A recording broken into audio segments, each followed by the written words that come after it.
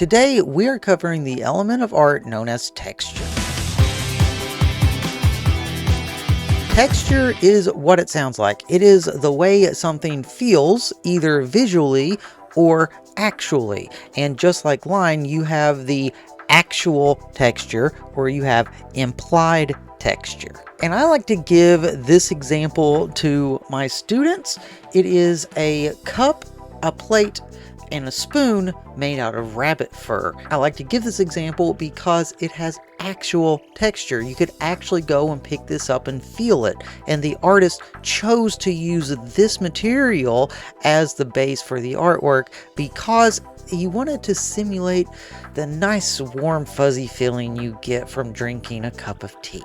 And I think that's hilarious. This is another example of an artwork that has actual texture. This example is more commonly known as the melting dog. It is a bronze statue that is made to look like the animal itself is melting. If you were to go up and touch the surface of this sculpture, what kind of texture do you think you would feel? Would it feel bumpy, coarse? Would it feel soft and smooth?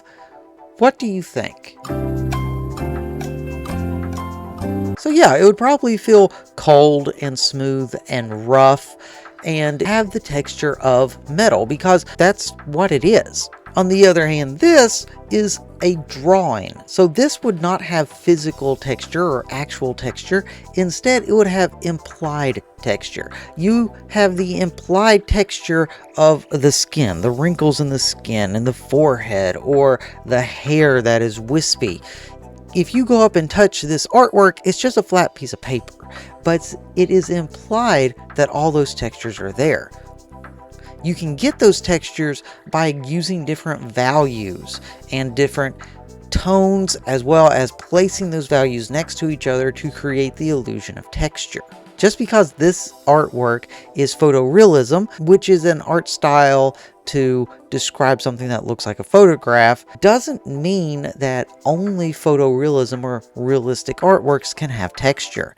In fact, this artist is very famous for making simplistic art. In this artwork, I want you to tell me what texture you think the woman's hair has. So, did you say that the hair was straight hair? No, more than likely you said that it was curly or crinkly hair.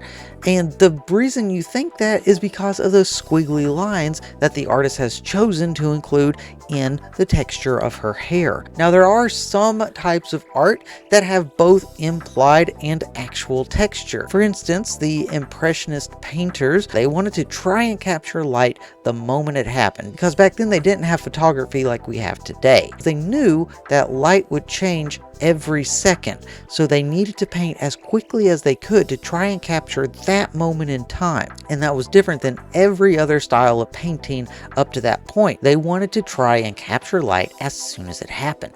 So they didn't have time to mix colors. Instead, they would just take colors and put it straight on the canvas. Because of that, you can see the individual brush strokes of the colors, and you can see the specific colors that they used.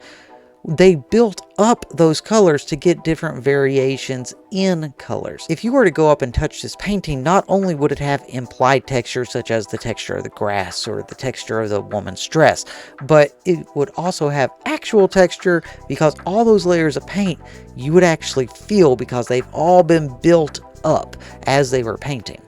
And that leads me to your all's lesson. Your lesson is going to be broken down into 3 separate days where you are going to be having a different texture that you're going to try to imitate every single day. The first day, you're going to be trying to imitate the texture of hair by drawing this guinea pig. Day 2, you're going to try and imitate scales by drawing this dragon. And finally, day 3, you're going to try and imitate this drawing of a bonsai tree. The texture in here that you're going to try to imitate is not only the bark, but also the leaves, because the leaves kind of have the same resemblance as grass, and it would have close to the same texture.